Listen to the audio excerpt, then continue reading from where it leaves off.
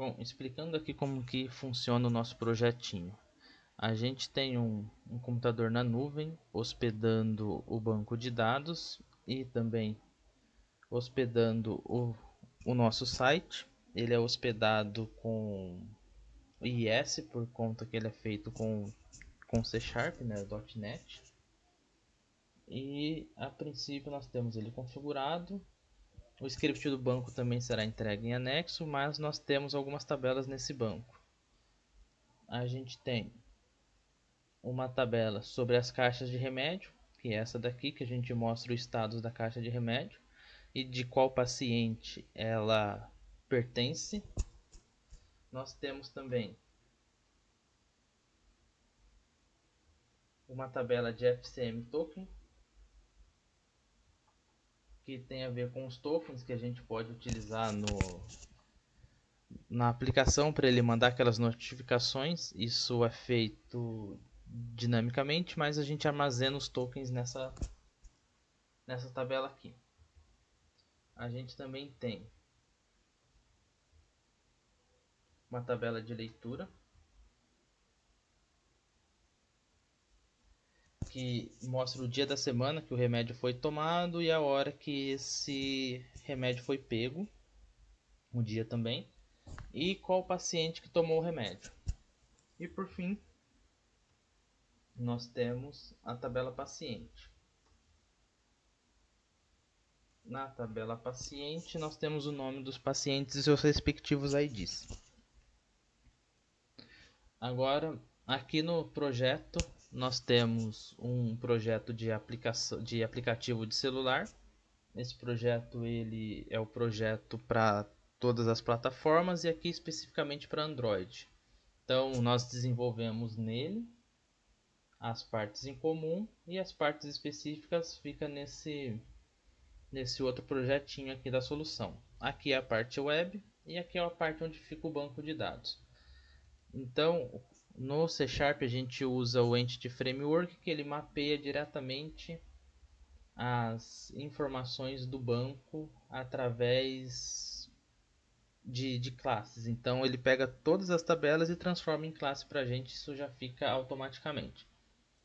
Na parte da web, nós temos os controllers. Então tem um controller exclusivo para API e tem um controller que é para MVC. Então nós temos uma parte API que em suma ele retorna objeto JSON para quem consultar essa API, né? Inclusive a aplicação móvel, né, de celular, ela consulta a API para pegar os dados e também o Arduino ele sobe aqui também.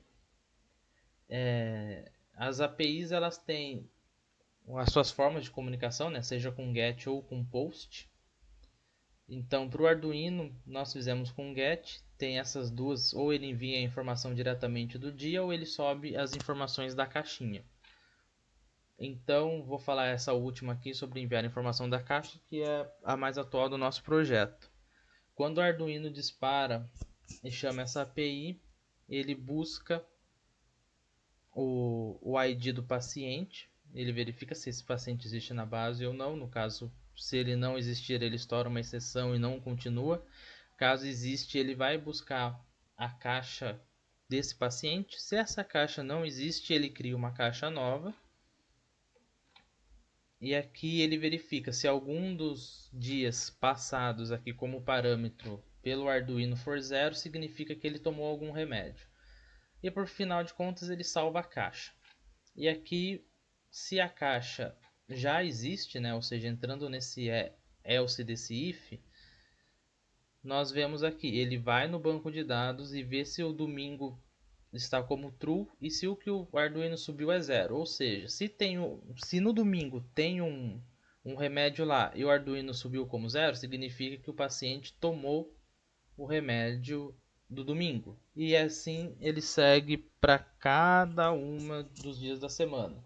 E depois, por fim, ele salva o estado da caixinha, né? E aqui, por fim, ele vai validar. Se o dia for diferente de -1, ou seja, o começo da função, o dia é -1. Então, ou seja, se tiver qualquer mexida no remédio que o paciente tomou, Então ele vai na tabela leitura, ele preenche as datas e manda a notificação por FCM, né? Firebase Cloud Message. Tá, como que essa parte é feita? Essa parte a gente tem o console do Firebase do Google, a gente cria um projetinho aqui, né? No caso é um projeto do nosso que a gente fez do remédio. Dentro daqui ele já mostra quais são as possíveis aplicações, né? No caso nós temos dois apps, né? Um pelo desenho é um remédio, é um da aplicação Android e o outro é da aplicação web. Então, com isso ele já gera uns códigos para a gente que a gente tem que anexar no nosso projeto. Então, por exemplo, no projeto web a gente tem um token aqui, né? Um JSON que tem um token e a gente faz toda a conexão. Então, quando ele precisa mandar uma mensagem, ele já sabe que essa aplicação é administradora, então ela pode mandar mensagem para as outras pessoas. E como que a gente sabe quais são as pessoas? Através dos tokens cadastrados. Então, toda vez que a gente abre um navegador e aceita, aqui voltando para cá, toda vez que a gente abre um navegador e a gente aceita ele a receber notificações, ele pega o token e salva naquela tabela. Então, nesse momento que a gente popula aquela tabela de token para o Firebase saber quais são os destinatários dessas mensagens. E por fim, mostrando aqui aonde ele manda, então é exatamente isso que eu falei. Ele tem os tokens de destino, ele vai no banco de dados e busca todos os tokens. Então, pegou todos os tokens, se tiver token para mandar, ele vai criar a mensagem, o título e o corpo da mensagem. E aí ele em loop vai mandando para todos os tokens necessários. Essa é da parte web.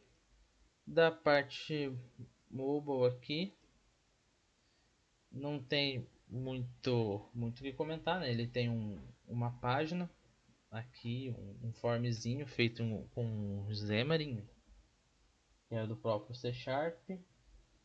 E eu vou parar o vídeo aqui e vou subir um emulador aqui para mostrar o funcionamento. Dando continuidade, aqui estou usando o Genymotion como emulador de celular, né, do emulador de Android. E eu vou mudar aqui no Visual Studio como meu projeto de inicial, né, Startup Project, para o mobile. Aqui eu vou setar o emulador que eu estou usando e vou fazer o debug nele.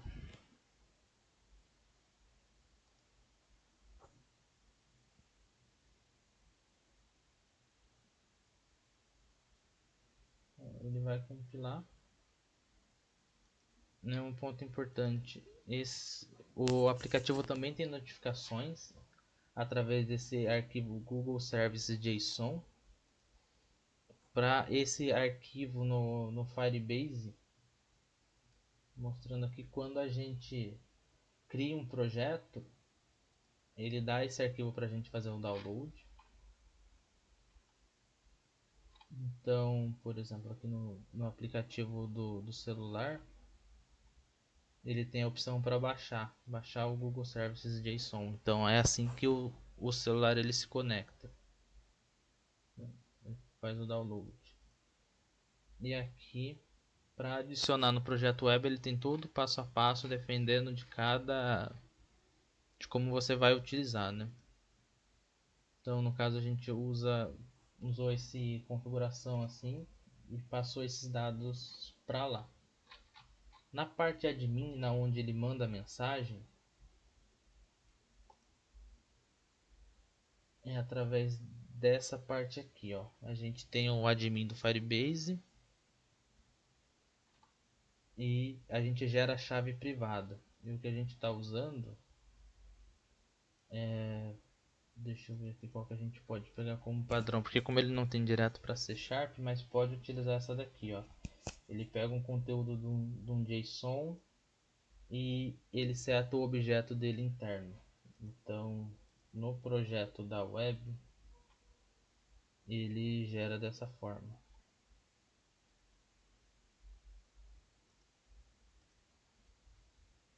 Tá. Bom, deu tempo de subir a aplicação, então é assim que ela está funcionando, né? Então, a gente já tem um remédio de teste, as datas que foi tomado o remédio e qual foi o remédio de qual caixinha que ele tomou.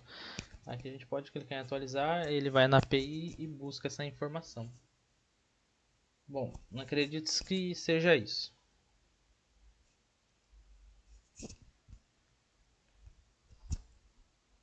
Bom, por fim aqui, mostrando o site que nós temos. Então, a gente tem uma página de home, tem os nomes dos integrantes do grupo. Nós temos algumas melhorias identificadas que poderia ajudar no processo do trabalho aí, deixar ele mais eficiente, mais completo. Nós temos a lista dos remédios que foram tomados. Então, nós temos aqui que foi tomado na quinta-feira, o horário e o paciente que tomou. Então, essa é a parte web do nosso projeto.